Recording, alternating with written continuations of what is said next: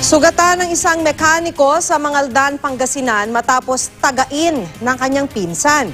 Ang ugat ng pananakit sa report ni Joan Ponsoy ng RTV Balitang Amyanan.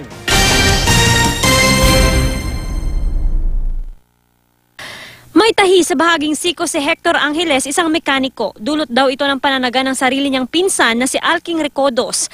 Nangyari raw ang insidente sa barangay Gigilonen, Mangaldan, Pangasinan.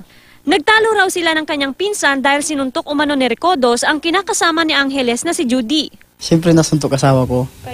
Kaya uminit ulo ko. Oo. Kaya ganun, hindi ko alam na palakol siya.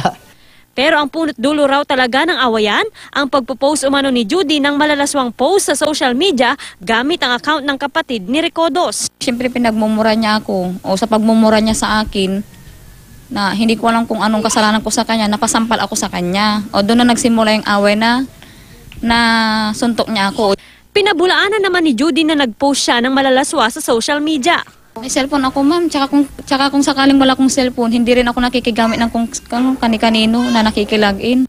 Hindi naabutan ng news team sa kanilang bahay si Recodos pero nakausap namin ang kanyang ina. Paniwala niya, walang ibang makakagawa umano ng mga malalaswang post kundi si Judy. Kasi siya ang may hawak ng FB, alam niya ang FB account ni Nang Nang. Nagpalit si Nang Nang, yung si Berina, yung anak ko. O di ngayon, sino pa ang ibang mapaghahinalan? Di siya. O, although, Pati yung password alam.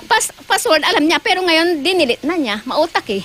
Naimbitahan sa pulisya ang magkabilang partido pero sa huli, nagkasundo rin ng mga ito. Huwag na makialam sa hindi mo account ng pakialaman at kung maaari, lalo na yung gagamit ka ng ibang account para manira, iwasan yun para hindi pagmulan ng away.